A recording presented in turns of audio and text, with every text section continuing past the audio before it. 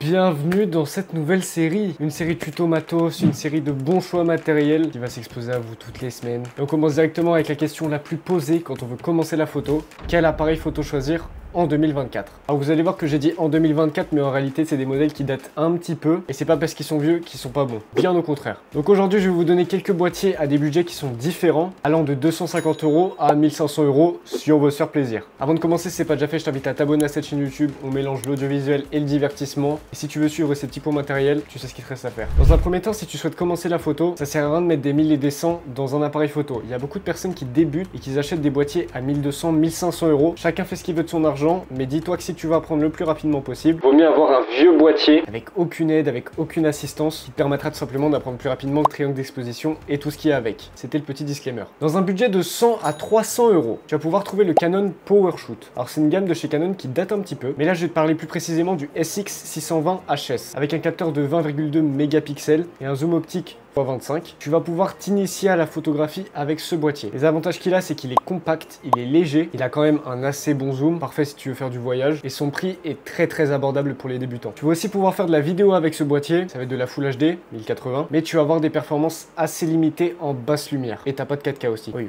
mais quand même à 250 balles. Au niveau de son autofocus, il est équipé de l'intelligence IS, ce qui est quand même un plus. C'est pas le meilleur, c'est pas le pire. Et pour terminer, au dos, tu vas avoir un écran de 3 pouces, ce qui suffit largement pour voir ce que tu as pris en photo. En bref, c'est un appareil photo qui est compact, parfait pour débuter et pas se prendre la tête. Pour un budget de 300 à 500 €, c'est souvent ce budget-là que les gens recherchent le plus. On va pas avoir des hybrides, on va rester sur du réflexe. Et là, on va commencer à pouvoir toucher à des choses qui sont un peu plus intéressantes. Je vais vous parler du Nikon D3500. C'est un boîtier que j'ai pu avoir moi, et c'est avec ce boîtier que j'ai pu apprendre la photo. Au niveau de son capteur, on est sur un capteur APS-C de 24,2 mégapixels. Au niveau de la vidéo, on sera en Full HD 1080 et un autofocus avec 11 points. Un écran de 3 pouces fixe à l'arrière pour un prix estimé à 450 €. Vous allez pouvoir le trouver beaucoup moins cher sur MPB ou sur Le Bon Coin. Au niveau de ses avantages, il est top pour les débutants et ça, c'est moi qui vous le dis. Il a une excellente autonomie et pour son prix, la qualité d'image fait le taf. Le seul inconvénient qu'on va pouvoir lui trouver, ça va être son autofocus qui est assez lent en live view. Attention, pas de 4K et l'écran qui n'est pas tactile.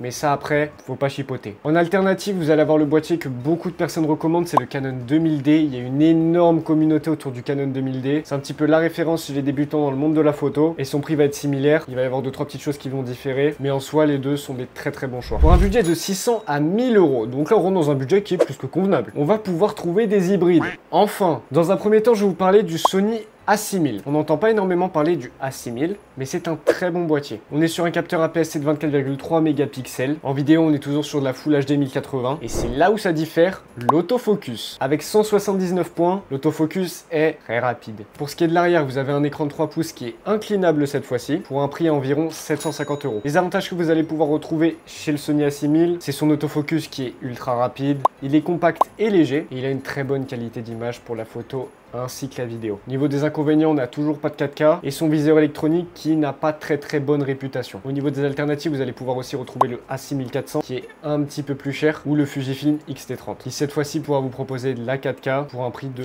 900 €. On rentre dans un budget qui m'intéresse là. Entre 1000 et 1500 €, vous allez pouvoir retrouver le Sony A7 III. C'est le boîtier que j'ai, c'est le boîtier que j'utilise au quotidien, que ce soit en photo ou en vidéo. On est sur un capteur full frame de 24,2 mégapixels qui propose de la 4K jusqu'à 30 images par seconde ou de la 1080 à 120 images par seconde pour des ralentis, typiquement. Avec son autofocus qui comporte 693 points et un suivi des yeux en temps réel. Ça va être parfait si vous faites du portrait, de l'animalier, bref, tout type de photo. En réalité, vous avez besoin d'un autofocus qui est rapide. La 7 III le fait. Très bonne sensibilité ISO pour le coup. Son viseur électronique est top avec 2,36 millions de points. C'est du détail, mais ça fait la différence avec la possibilité de connecter son téléphone en Wi-Fi pour pouvoir le connecter à distance. Typiquement, je suis là. Vous allez pouvoir le retrouver d'occasion à 1300 €, mais si vous le voulez neuf, il va falloir mettre un petit peu plus. Vous allez pouvoir le trouver entre 1500 et 1800 €. Les puristes de chez Canon vont dire il a balancé que des Sony. Pas du tout, j'y viens. Le Canon R7, ça vous dit quelque chose? Le Canon R7, c'est vraiment un très bon boîtier. Avec un capteur APS-C de 32,5 millions de pixels, vous allez pouvoir enregistrer de la 4K à 60 images par seconde et de la Full HD 1080 à 120 images par seconde aussi. Tout comme le Sony, l'autofocus est ultra rapide et vous aurez du mal à perdre le focus sur votre sujet. Très bonne sensibilité ISO, un écran de 3 pouces, orientable, ça fait la différence. Il n'a pas ça la 7 III. L'emplacement pour les cartes SD, tout comme le Sony A7 III, pour un prix d'environ 1600-1700 euros. Donc voilà, chaque boîtier a ses avantages et ses inconvénients, il faut bien se renseigner sur le modèle qui nous attire le plus. Pour ça, vous avez énormément de forums. Si ça vous intéresse, n'hésitez pas à rejoindre le serveur Discord qui est dans la description. Si vous avez des questions sur un boîtier que vous souhaitez acheter, ou des fois vous pouvez trouver des bonnes occasions dans le salon vente. En tout cas, j'espère que cette première vidéo sur le matériel vous aura plu. Si vous avez des suggestions, des petites questions pour en faire des vidéos, n'hésitez pas à les mettre dans les commentaires. Et puis moi, j'ai qu'une chose à vous dire, c'est à la prochaine.